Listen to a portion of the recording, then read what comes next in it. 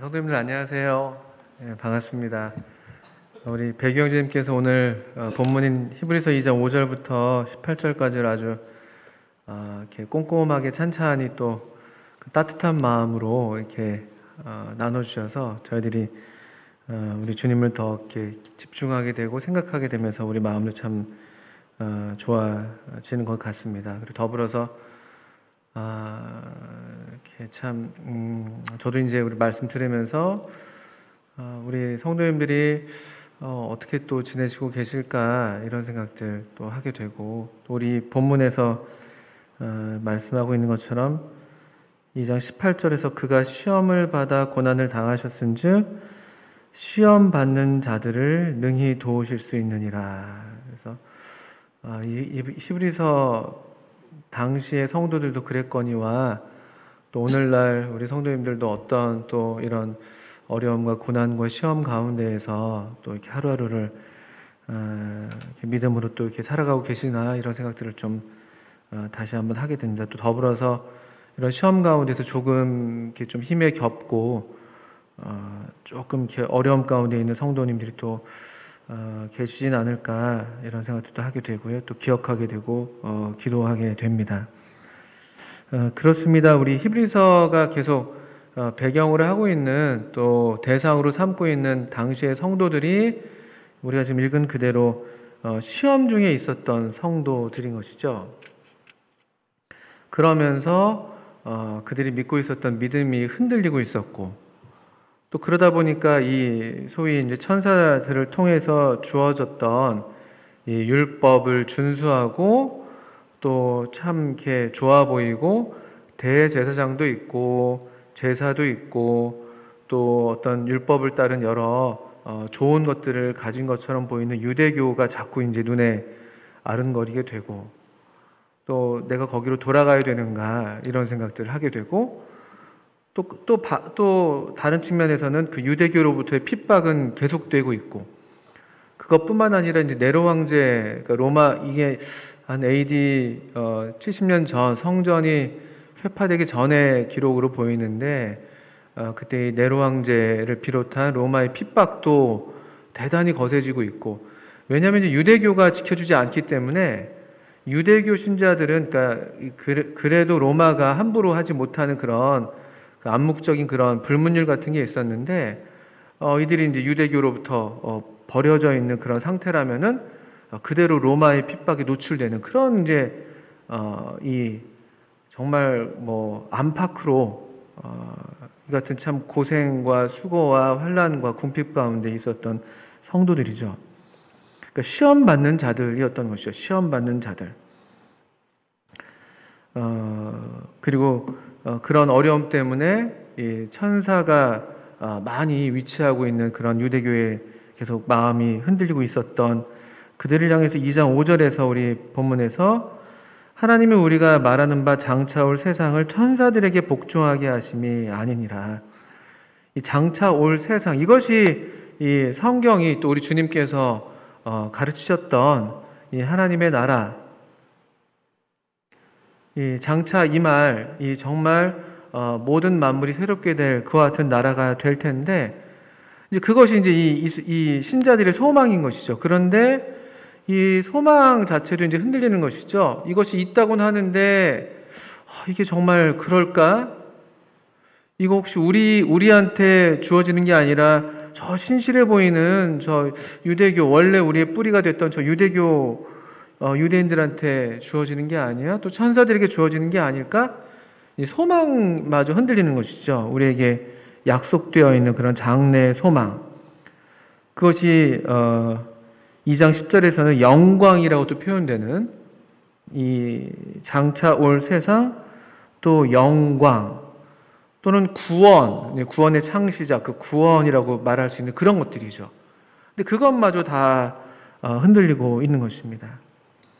그럴 때 이제 이 히브리서 기자가 다시 시편의 기록을 인용하면서 이 장차 올 세상, 또 원래의 세상이 이제 회복되는 그 장차의 세상, 장차 올 세상이 분명히 이 사람에게 약속되어 있는 2장 우리 6절부터 8절까지 있었죠. 만물을, 특별히 8절에 만물을 그 발 아래에 복종하게 하셨느니라라고 해서 이것은 분명히 사람에게 약속된 그런 이제 장차 올 세상이라는 것을 상기를 시킵니다. 그런데 그럼에도 불구하고 여전히 문제가 되는 것은 이 인간의 첫사람 아담의 실패로 2장 8절 후반부에 보시면 복종하지 않은 것이 하나도 없어야 되는 게 맞을 텐데 이 말씀대로라면은 다 만물이 우리 사람들 앞에 복종해야 되는데 그런데 하나도 없어야겠으나 지금 우리가 만물이 아직 그에게 복종하고 있는 것을 보지 못하고 있다는 게 문제인 것이죠. 약속은 있고 하나님의 말씀이 있다고는 하는데 근데 우리가 그냥 우리를 볼 때, 우리가 우리의 현실을 볼 때에는 전혀 말씀대로 되어지지 않는 그런 경우죠. 이게 사실은 그때나 지금이나 소위 신앙생활을 한다고 하는 우리들이 맞닥뜨리는 그런 문제 아니겠습니까?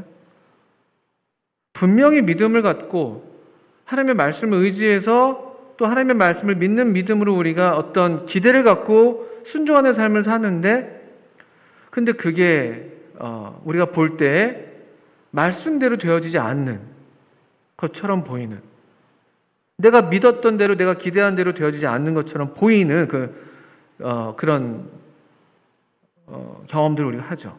이 8절 끝에는 보지 못하고 이 단어 이게 우리들의 경험이고 이게 우리들이 겪고 있는 문제이고 이것이 시험이 되는 것이죠. 그래서 말씀대로 순종을 한다고는 하는데 잘 안 되는 거예요.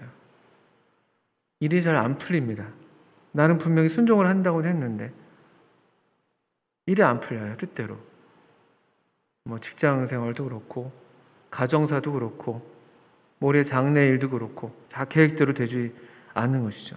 그런 이제 시험들이 우리에게 있는 것이죠. 그런데 9절에서 보지 못하고로 끝났던 8절 말씀이 9절에서 그런데 우리 사람에게서는 이런 영광과 존귀로 관을 쓰고 만물이 그 발 아래 복종하게 되는 모습이 나타나지 않고 있지만 그러나 오직 우리가 똑같이 우리 시편 8편에서 이 말씀되어진 대로 천사들보다 잠시 동안 못하게 하심을 입은 자, 우리 사람과 똑같이 되신 그 한 분이 또 계시다는 것이죠.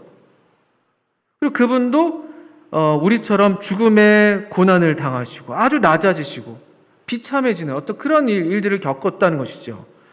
그런데 그 분께서 죽음의 고난 받으심으로 말미암아 놀랍게도 그런데 영광과 존귀로 관을 쓰고 계신 예수님을 본다.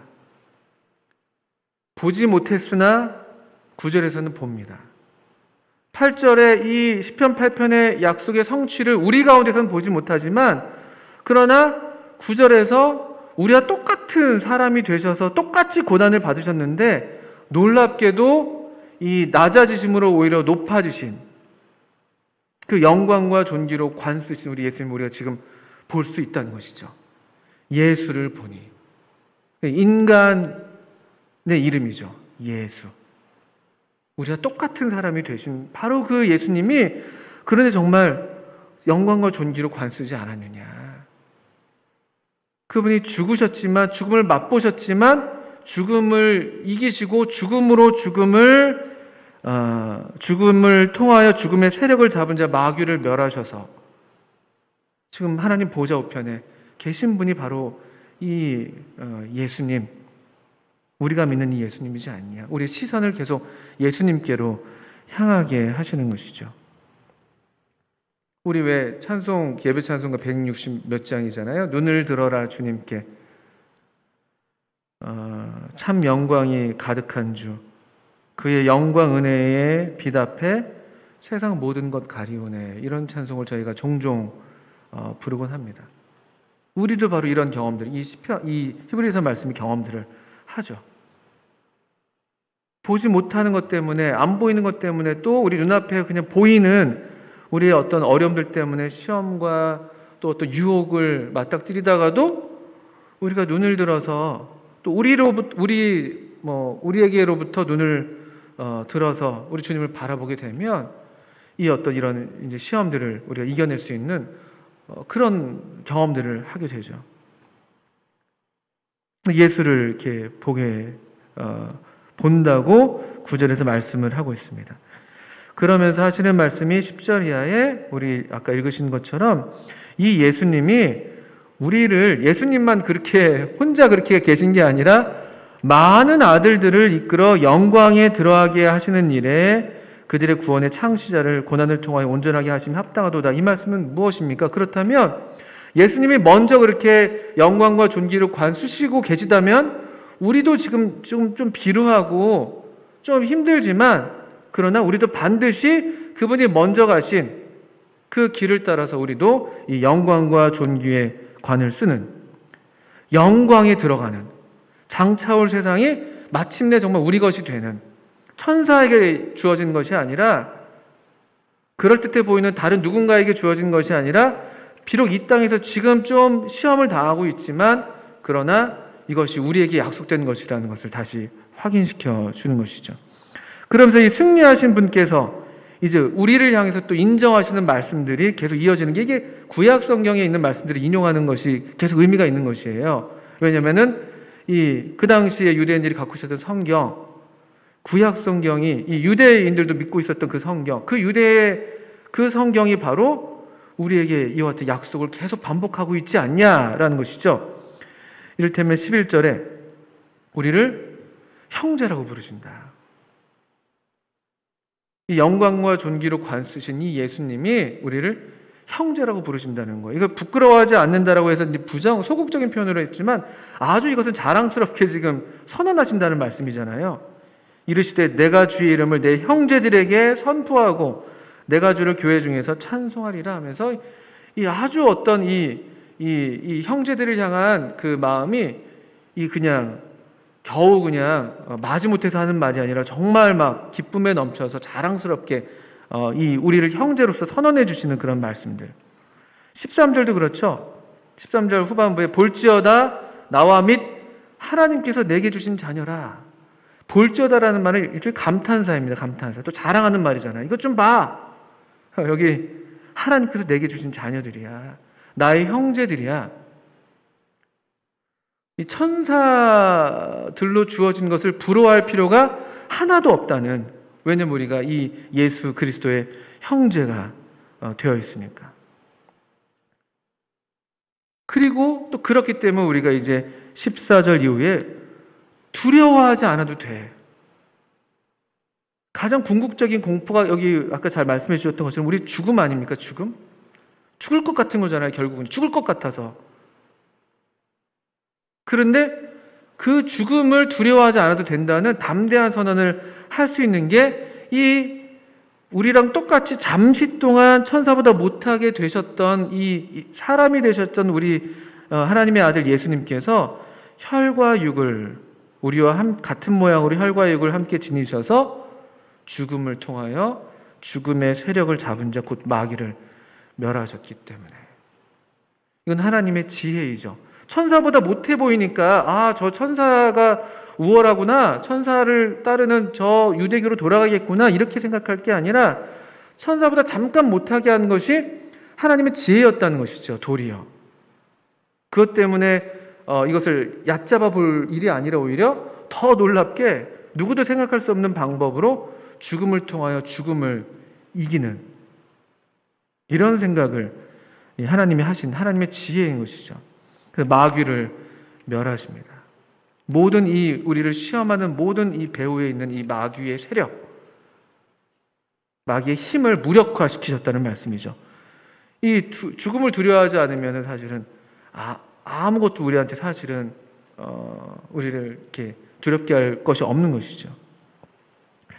이런 말씀들, 또 그리고 다시 한번 확인해 주시는 것이 이 예수님께서는 이 하나님의 아들은 천사들을 도우려고 하시는 게 아니고 16절에 보시는 것처럼 아브라함의 자손들을 붙들어 주려고, 이 유대인 그리스도인들을 붙들어 주기 위해서 우리 주님께서 이같이 사람이 되어 오셨고 죽음을 통해서 죽음을 이기셨고 마침내 부활하셔서 영광과 존귀로 관쓰신 이유가 바로 이 히브리 그리스도인들처럼 또 오늘날 우리 하나님의 자녀된 하나님의 우리 주님의 이 형제라고 놀랍게도 부름받는 우리들을 붙들어 주시려고 한다는 것이죠.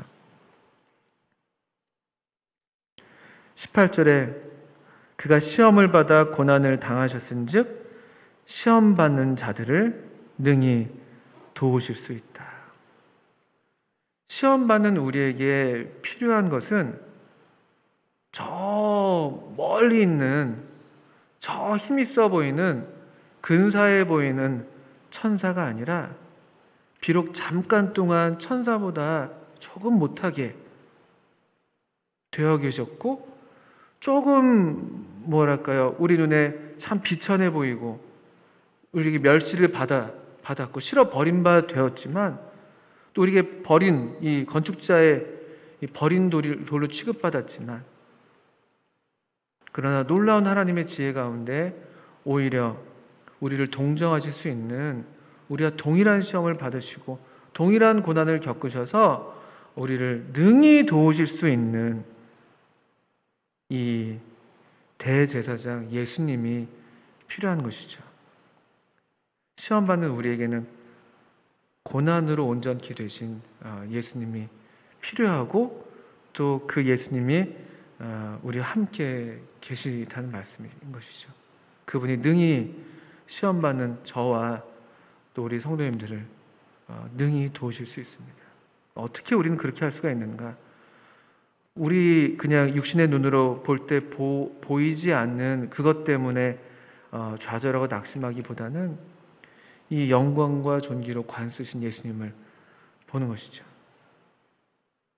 우리는 구원받을 상속자라고 1장 14절에 말씀이 되어 있고 또 3장 1절엔 함께 그래서 하늘의 부르심을 받은 거룩한 형제들이라고 우리를 부르고 있습니다. 절대 이와 같은 부르심, 우리를 형제라고 부르시는 이 부르심 절대로 철회되거나 또는 무효화될 수 없는 정말 놀라운 부르심. 천사들은 도리어 우리가 받들어 섬겨야 될 존재가 아니라 이 구원받을 상속자들, 이 구원의 창시자를 따라서 구원받을 상속자들, 또 영광에 들어가게 될 우리를 위해서 오히려 우리를 섬기는, 우리가 오히려 부리는 그런 영으로 주어졌다는 것이죠. 두려워하지 않아도 된다. 쫄지 않아도 된다.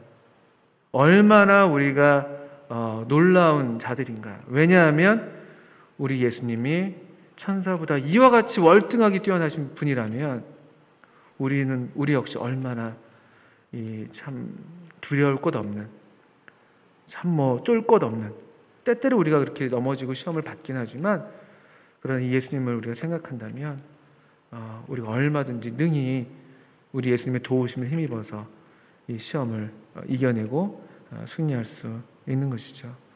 우리에게는 대제사장이 계속해서 히브리서 말씀을 통해서 소개가 되고 있습니다. 이 예수님을 깊이 우리의 믿는 도리의 사도이시며 대제사장이신 예수를 깊이 생각하라. 다시 3장 1절에서 이와 같은 명령이 반복되고 있습니다.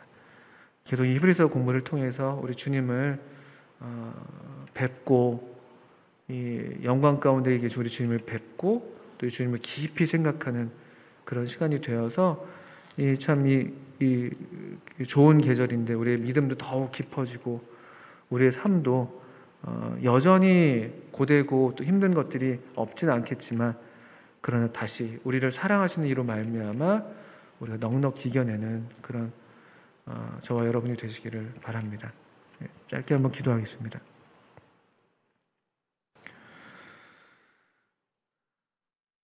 하나님 아버지, 저녁에 참 보배로운 하나님의 말씀을 우리에게 허락해 주셔서 감사합니다.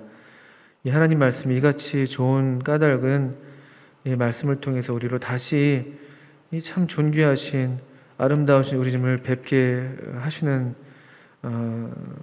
것임을 인해서 참 감사를 드리옵고 주님 계속 우리의 심령을 참 이 놀라우신 우리 주님으로 채워주시고 또 때때로 우리가 우리 눈에 보이는 것들로 낙심하고 또 실망하고 시험에 빠질 때도 있지만, 그러나 주님 우리의 눈을 들어서 영광과 존귀로 관쓰신, 또 전에는 우리와 같이 고난을 받으셔서 이제 온전하게 되신 우리 구원의 창시자 되신 우리 주님을 계속 바라보게 해주시기를 기도합니다. 허락하신 우리 이 귀한 교훈의 말씀을 감사드리며 예수님의 이름으로 기도합니다. 아멘. 감사합니다.